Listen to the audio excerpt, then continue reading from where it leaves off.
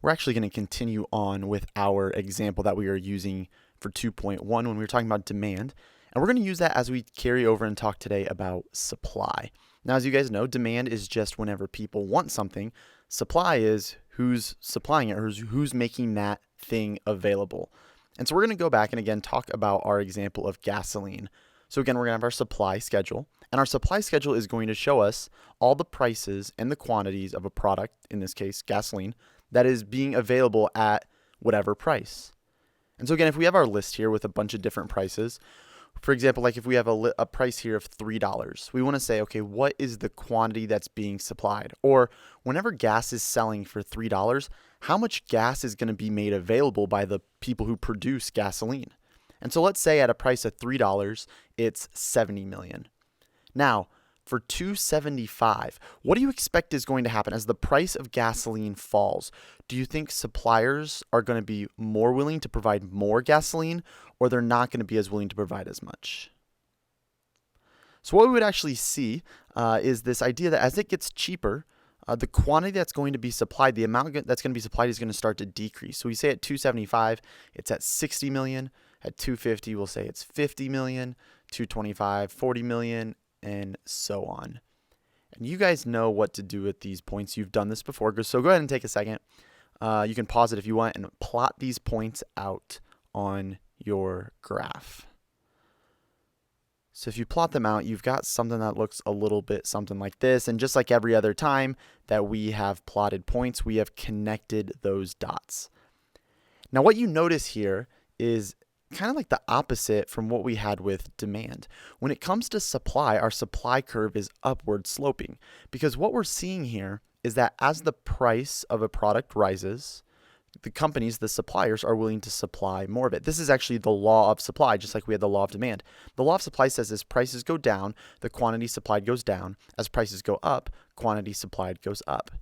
And as we, look at this law of supply and put this into practice, and we have this upward sloping curve, we again call this curve our supply curve or our supply, that line that's going to show us how much producers are willing to make at any given price. But let's talk really quickly about the intuition behind why is it upward sloping, right? So the idea is that whenever a product is really cheap, there's not a lot of incentive for producers to make it. Why? Well, because either A, they're not going to make a lot of money, right? Like their margins aren't going to be that big. So maybe it costs them $1 to produce every gallon of gasoline, but they're only selling it for $1.50. So there's maybe even there's some producers who they would be losing money when it's that cheap. So they're just not going to make gasoline at all. But as the price rises, what we see is that as companies are able to make more money from it, there's more incentive for companies to get in on that. There's also this idea of this, it's this idea called like the substitution effect. And it's just the idea whenever something is really cheap, and it's not really that expensive and companies can't make a lot of money off of it, they'd say, you know what? It's not worth it for us anymore. We're going to go spend our resources making something else. And so that's why we see there's so little supply when it's cheap. But as the price rises, more and more suppliers are willing and able to produce gasoline because they're like, hey, there's money to be made here. It's selling for more. It's not necessarily costing me any more money to produce it, but it's selling for more. So, hey, now I can get in on it. Or maybe there's some producers that before they weren't able to break even, but now they can as it gets more expensive. And so more and more is being supplied. So that's why we have this upward sloping supply curve. Now, back again with demand, we talked about the difference between demand and quantity demanded. Here we're going to talk about the difference between supply and quantity supplied. What's nice is there's a lot of review today, as you'll very much see that a lot of today parallels with demand. So if we have a specific point here, what that point right there again represents is that at a price of $2, the amount that is being supplied or the quantity that's being supplied is 30 million gallons, right?